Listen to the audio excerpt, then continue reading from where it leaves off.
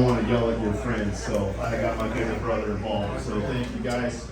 So we're going to have a couple guest speakers up, but in the meanwhile, I know the silent auctions haven't been hit much, so just want to make you guys aware that they're there and they're available. The price on and there's some decent items available.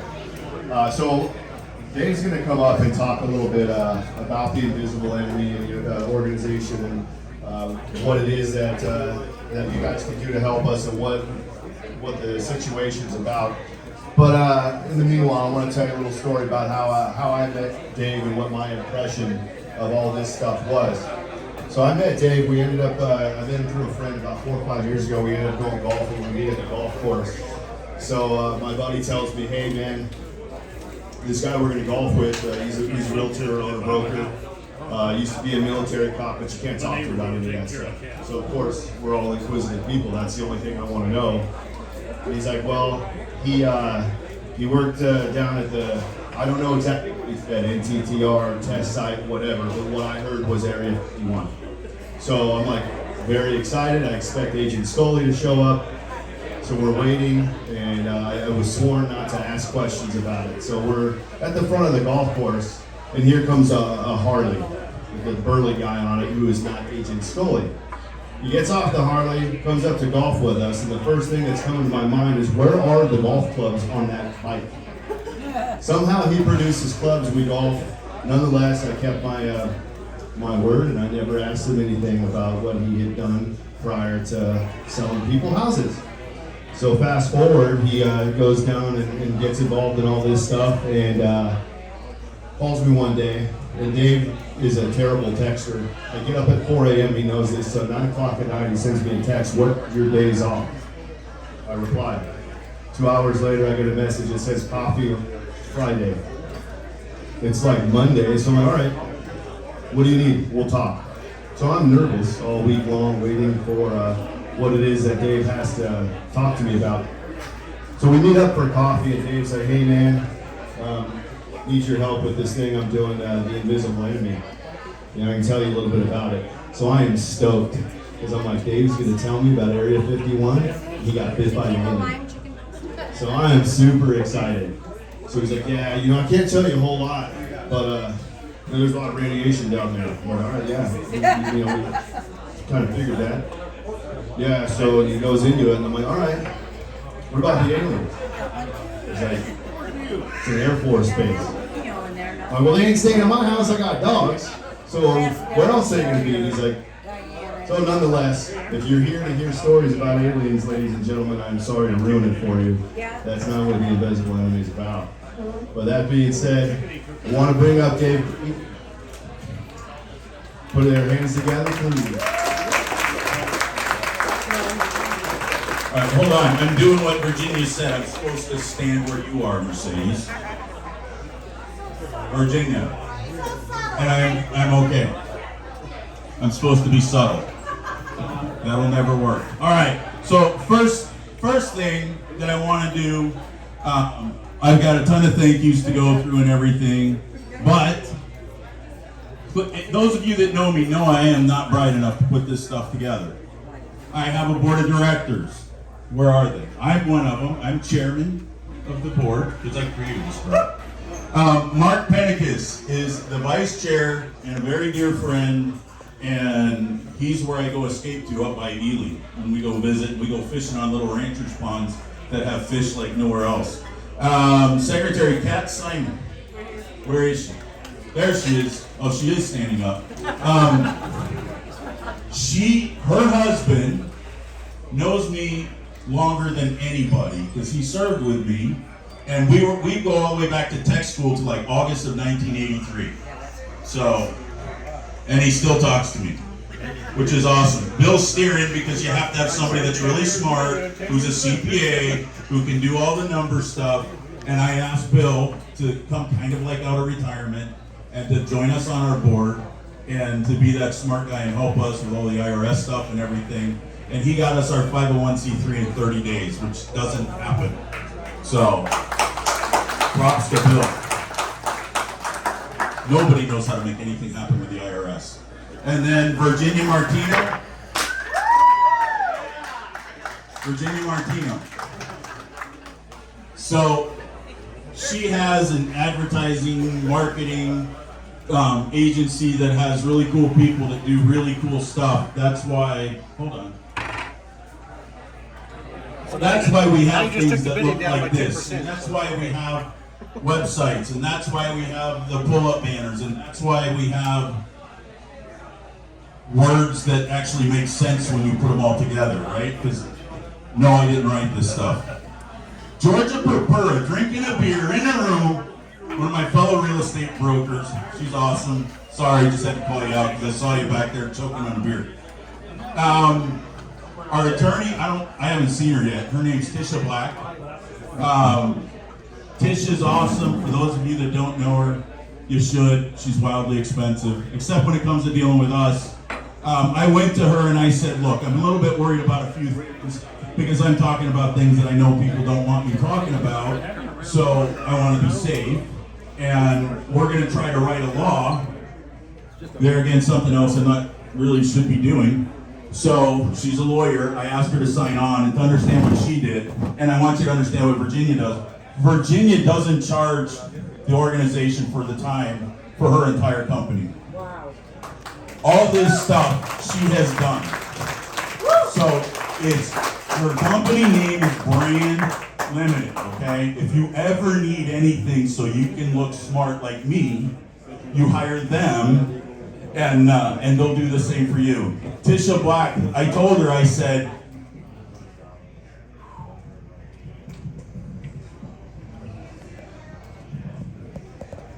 now we're getting to the hard part. So I sent her a text, I said, Tisha, I need to see you tomorrow. And she literally replies back, she goes, should we be in a dark alley or what? And I'm like, no, your office is fine, but I need to see you. So everything that we're doing here is 8 years.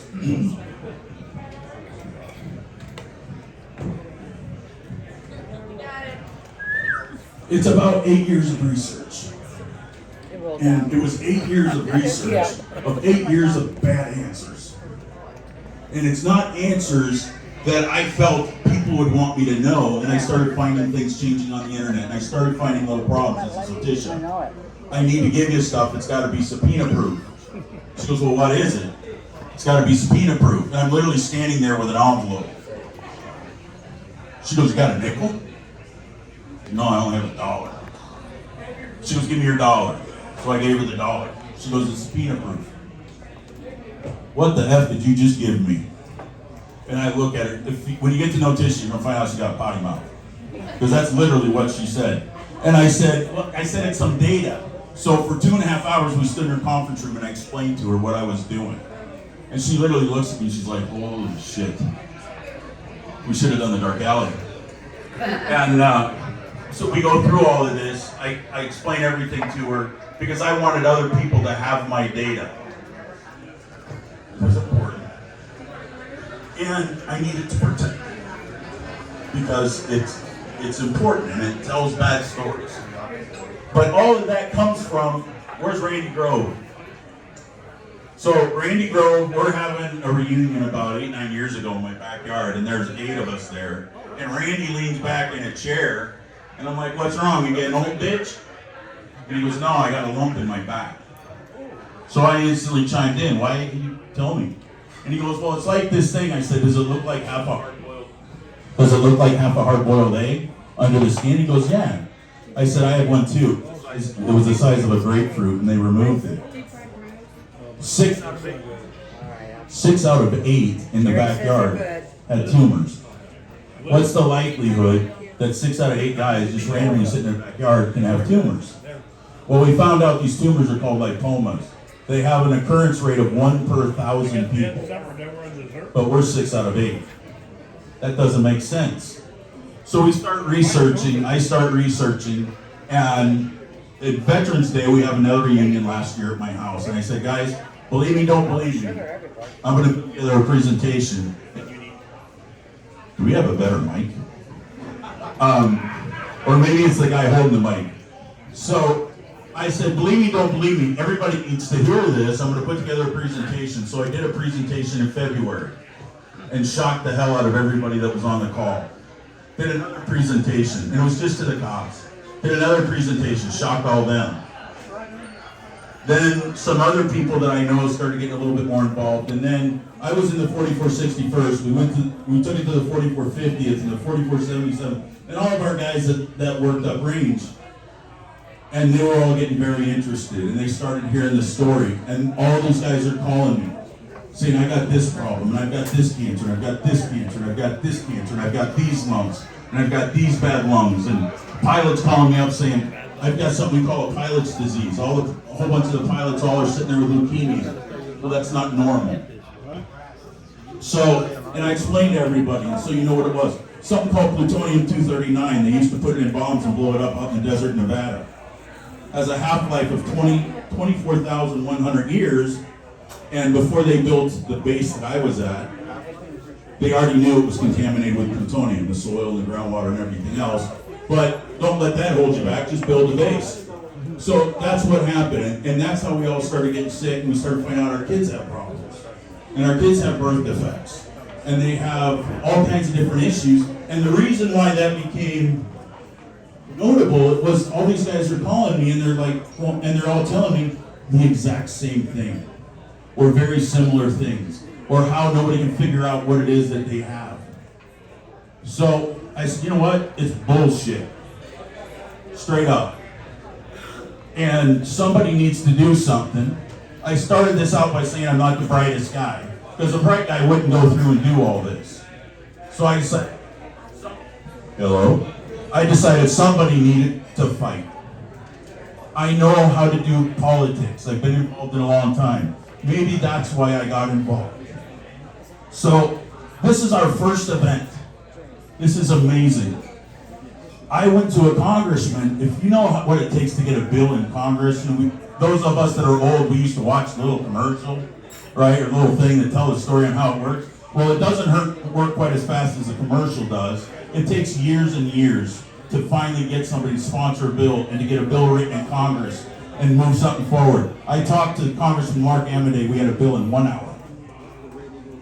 We had a BDR, a bill draft request, into Congress in 1 hour of him hearing this story. And now we have guys fighting. It's really that amazing. And so now we're here tonight. Keith, you wore that one out, okay? It's Keith Twigger. He broke the mic. So that brings us here to tonight. The generosity's been amazing. We have all this stuff. We didn't charge you coming in for tonight, right? We want to bring people in here. All my kids are Metro. You don't get to leave until you leave something here tonight. Joking. We are here to raise money. We've got an incredible story. We've got unbelievable people. We were all handpicked to go up there. We did stuff that nobody will ever do again. Right? Got it. I mean, I was 18 years old. They gave me a 45, which the Air Force doesn't have 45s. We had little 38s because, I don't know, maybe they didn't trust us. We got our M16s, and on the first day I sat in the cockpit of an F-117 that nobody had ever seen before. And the pilot sitting there going, all right, so this is, and he's kind of telling you about it. And you're sitting here looking at this aircraft. There's a design one over there that does not look like it can fly. It doesn't make, just looking at it didn't make sense. We did super cool stuff. But now, we're going to the government and say, I don't care where all you spend money, but you ought to start with taking care of the folks that you knew you made sick.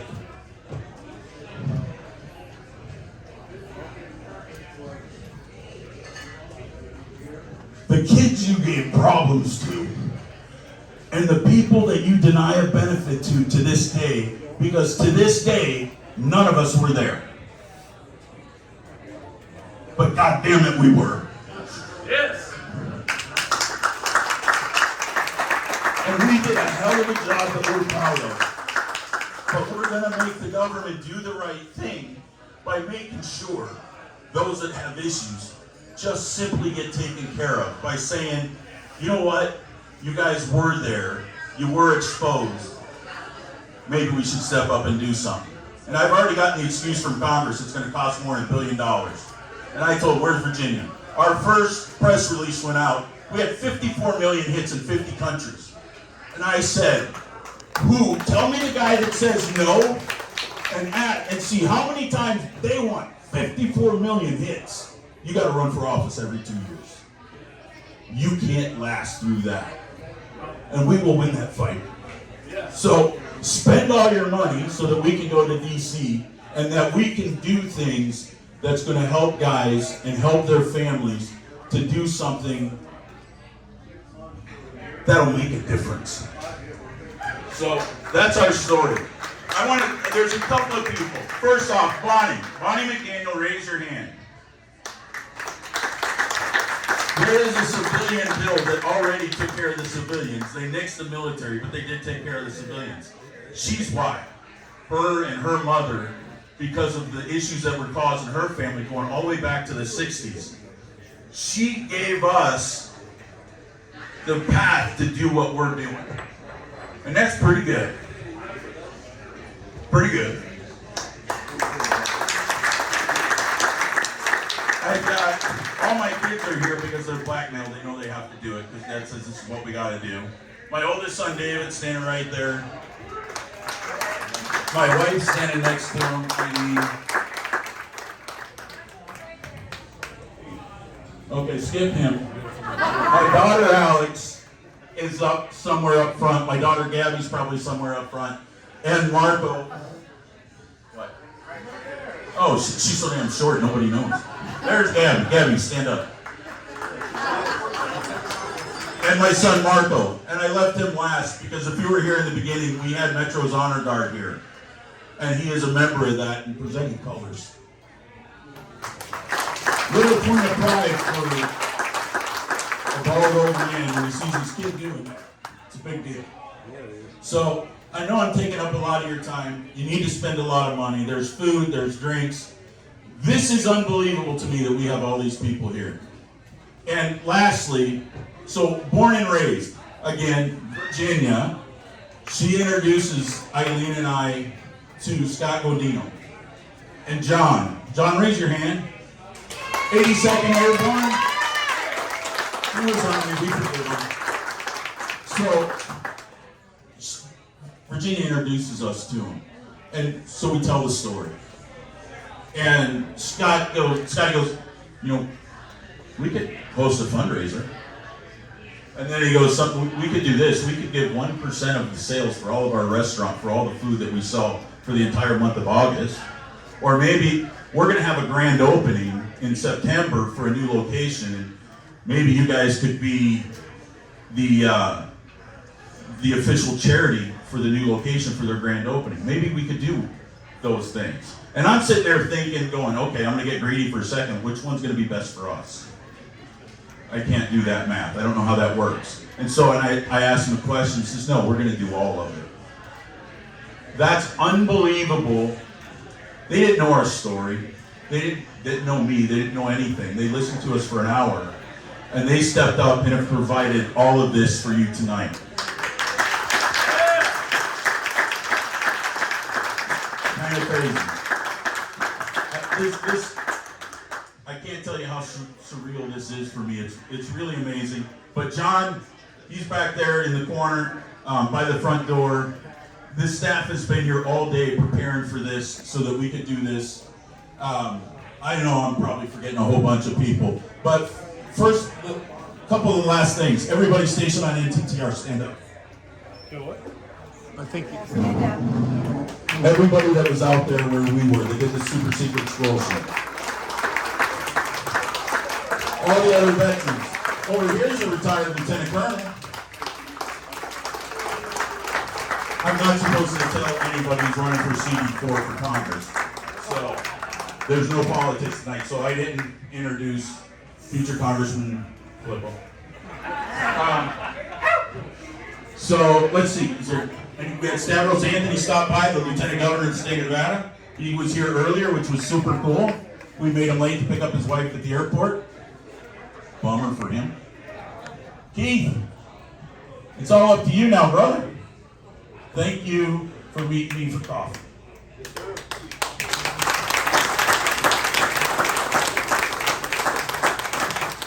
All right, ladies and gentlemen, I won't take up too much more of your time. I do want to remind you that we're going to do the raffle and have the silent auction and everything close out here closer to the 9 p.m. hour.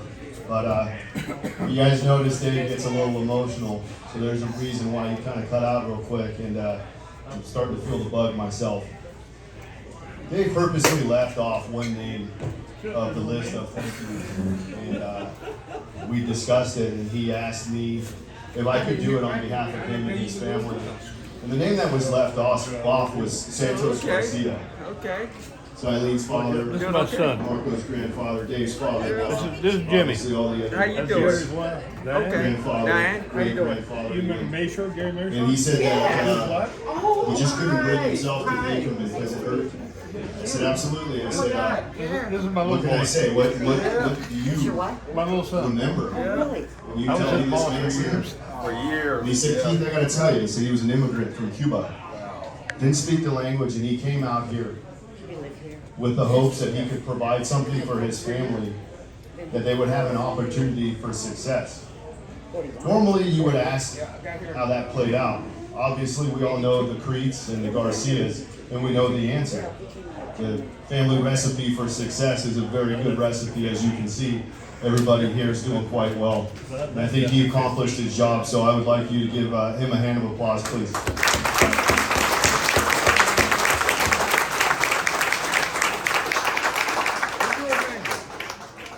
So thank you again. We're not done yet. We're done doing all the heavy talking. We're going to hang out a bit, mingle. Feel free to talk to everybody. And please hit the raffles and the auctions because you're way undervalued right now. Again, thank you for being Mark here. Eli. I was Red Eagle too. Oh, you were? Yeah. Okay, all right. I was his base.